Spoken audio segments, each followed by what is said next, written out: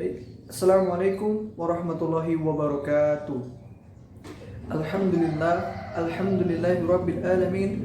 Assalatu wassalamu ala asrofil anbiya'i wal mursalin wa ala alihi wa sahbihi ajma'in. Amma ba'd. Puji syukur kita ucapkan atas kehadiran Allah Subhanahu wa taala yang telah memberikan nikmat serta karunia-Nya sehingga kita masih bisa melanjutkan perkuliahan kita meskipun dengan suatu keterbatasan, dengan hanya memanfaatkan media sosial ataupun dengan cara online. Tetapi itu tidak akan mengurangi nikmat kesehatan yang telah Allah berikan kepada kita. Tak lupa juga salawat beriring salam tercurahkan kepada Nabi besar kita, Nabi Muhammad sallallahu alaihi wasallam, yang telah menuntun kita dari zaman jahiliyah menuju zaman yang penuh dengan ilmu dan keberkahan seperti saat ini. Baik teman-temanku sekalian yang dirahmati oleh Allah, pada kesempatan kali ini kami dari kelompok 1 akan menjelaskan mengenai filosofi ilmu pengetahuan sosial. Materi-materi ini menyangkut sejarah dan juga bagaimana menerapkan pembelajaran IPS yang powerful di tingkat sekolah dasar. Oleh karena itu, mari kita sama-sama menyimak penjelasan yang akan disampaikan oleh teman-teman kita di kelompok 1. Untuk itu, mari kita saksikan. Baik, saya Nora Citraryani. Saya pemateri pertama. Di sini saya akan menjelaskan tentang perspektif historis. Dalam perspektif sejarah dikenal dengan 3 dimensi, yaitu masa lampau, masa kini, dan masa yang akan datang. Maka dapat dikatakan bahwa dengan mempelajari sejarah, maka akan banyak situasi yang sekarang yang dapat dijelaskan. Esensi dari perspektif historis ini adalah pandangan yang menunjukkan dan mengungkapkan fakta bahwa situasi masa kini adalah produk dari perkembangan masa lalu. Sehingga konsep waktu menjadi sangat lekat dengan sejarah. Hal ini juga menjadi salah satu hal penting sebagai bagian dari materi pendidikan IPS. Topik bahasan dalam IPS sendiri adalah mengenai masalah kesinambungan dan perubahan dalam kerangka waktu.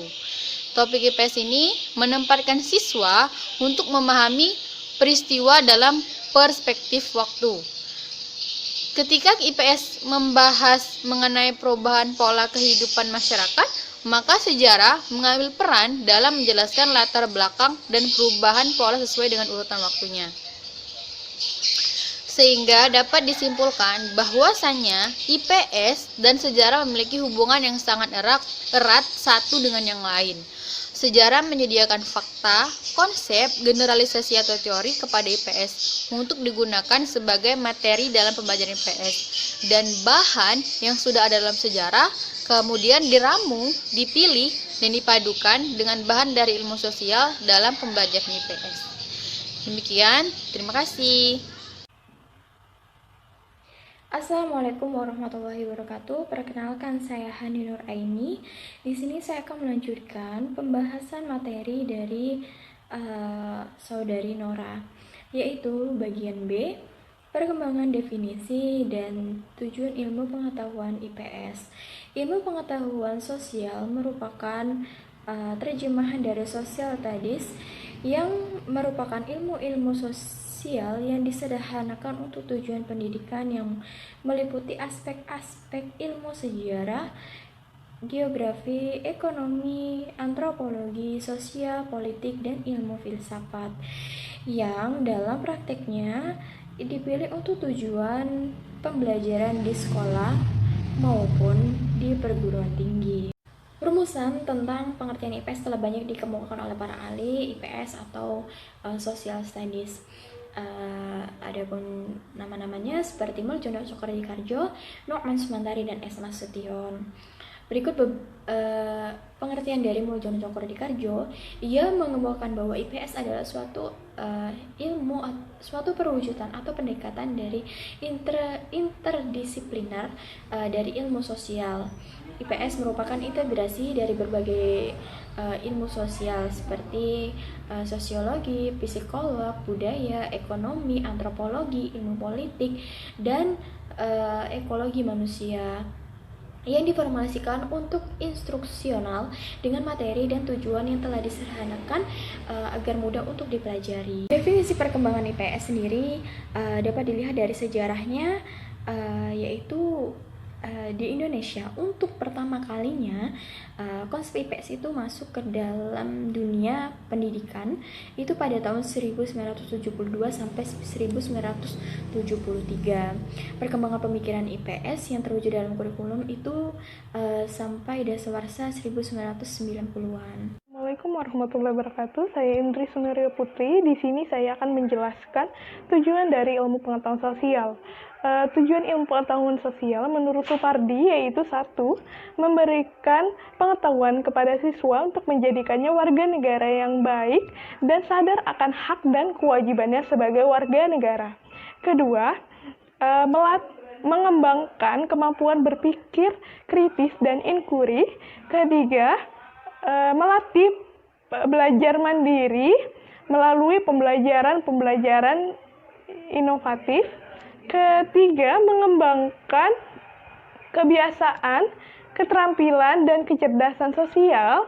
Dan yang terakhir, ilmu pengetahuan sosial diharapkan melatih siswa untuk menghayati nilai-nilai baik dan terpuji.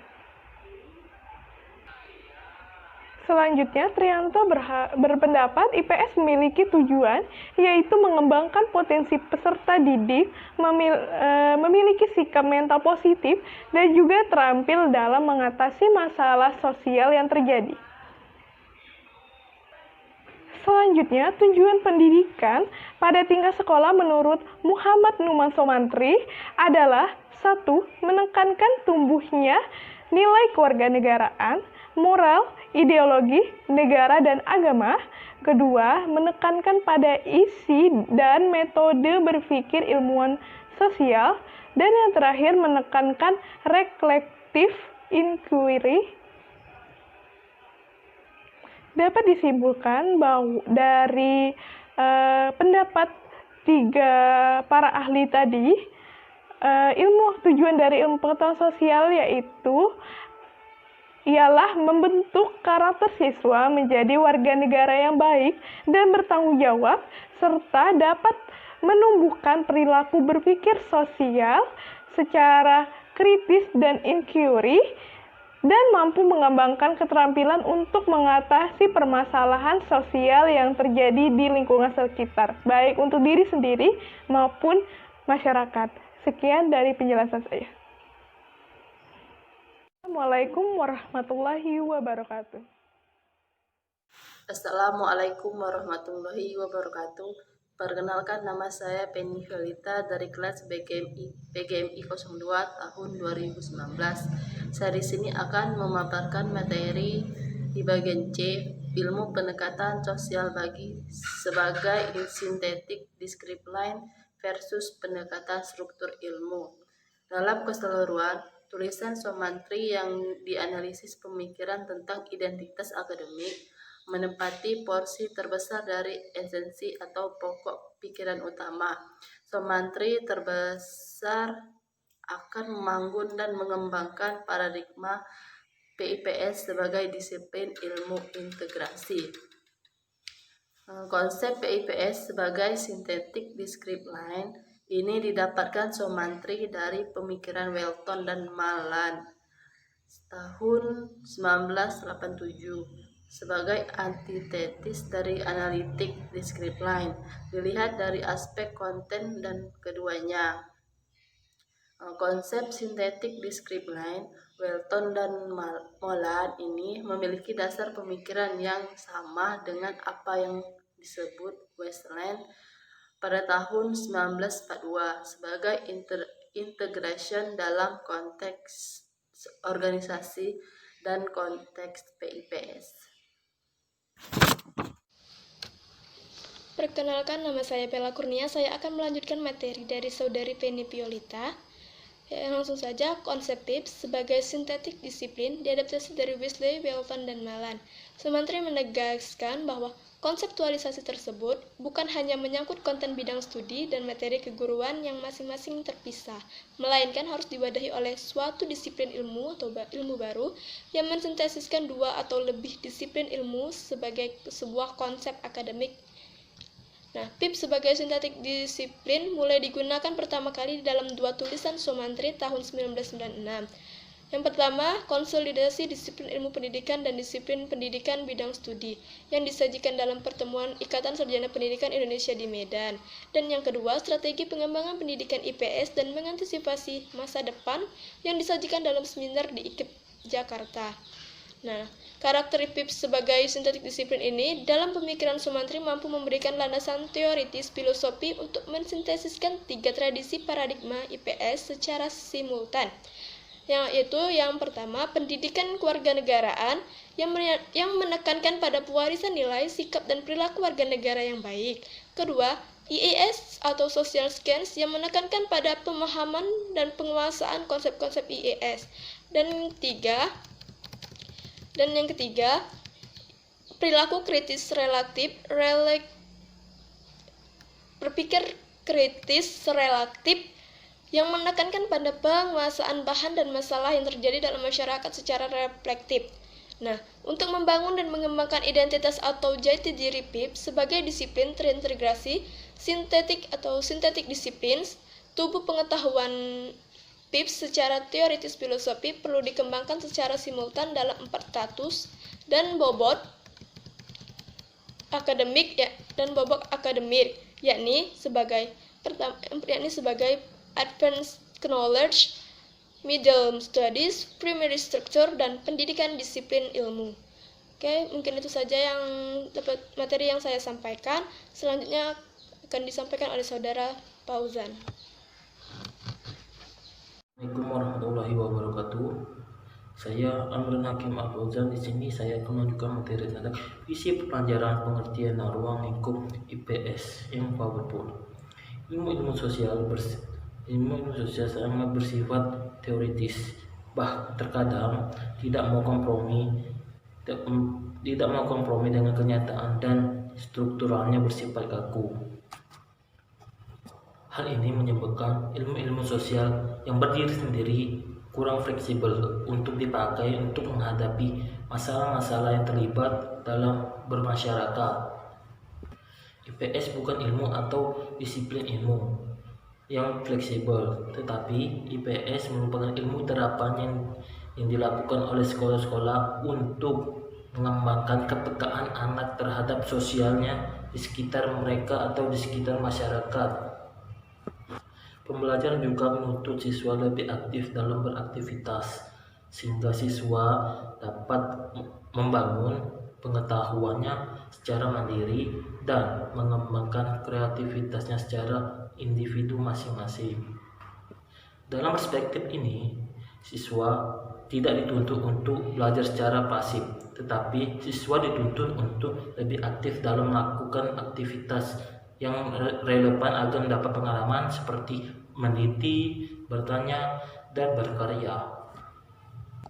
Baik, pembelajaran IPS ialah upaya mengkonstruksikan atau menguatkan pengetahuan, sikap, dan keterampilan yang ada di dalam diri siswa tersebut. Dan juga pembelajaran IPS yang powerful membantu siswa untuk mengembangkan pemahaman isi dari pendidikan ke warganegara yang baik, dan juga bersedia untuk menanggung jawab kewargaan negaranya mereka masing-masing.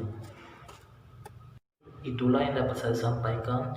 Kalau ada kata-kata yang salah, saya mohon maaf. Kepada Allah saya mohon ampun. Akhirul kalam. Nun wal qalam yawma yasturun. Wassalamualaikum warahmatullahi wabarakatuh. Baik, itulah pemaparan materi yang telah disampaikan oleh kelompok 1 mengenai filosofi ilmu pengetahuan sosial. dapat kita tarik kesimpulan bahwasanya ilmu pengetahuan sosial dan juga pembelajaran sejarah merupakan suatu keterkaitan yang tidak dapat dipisahkan.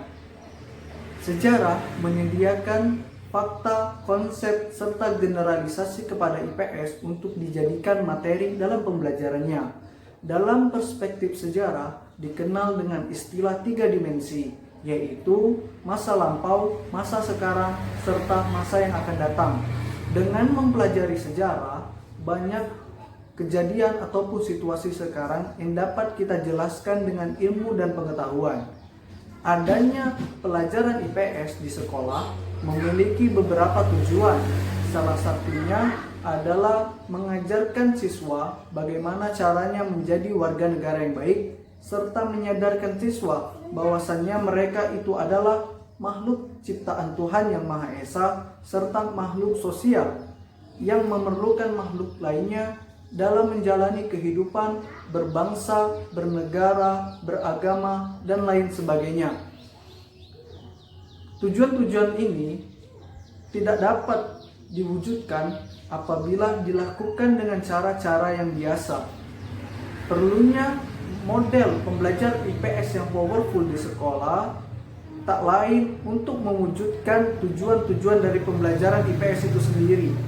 Dengan pembelajaran yang powerful dapat membantu siswa dalam memahami isi dari pembelajaran IPS itu sendiri, sehingga siswa mampu menjadi warga negara yang baik serta siap mengemban tanggung jawabnya di dalam menjalani kehidupan di negara Indonesia.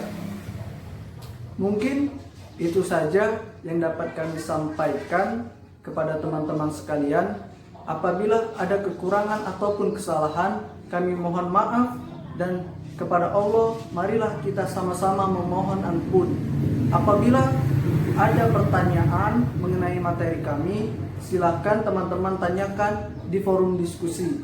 Akhirul kalam, wabillahi taufiq wal hidayah. Wassalamualaikum warahmatullahi wabarakatuh.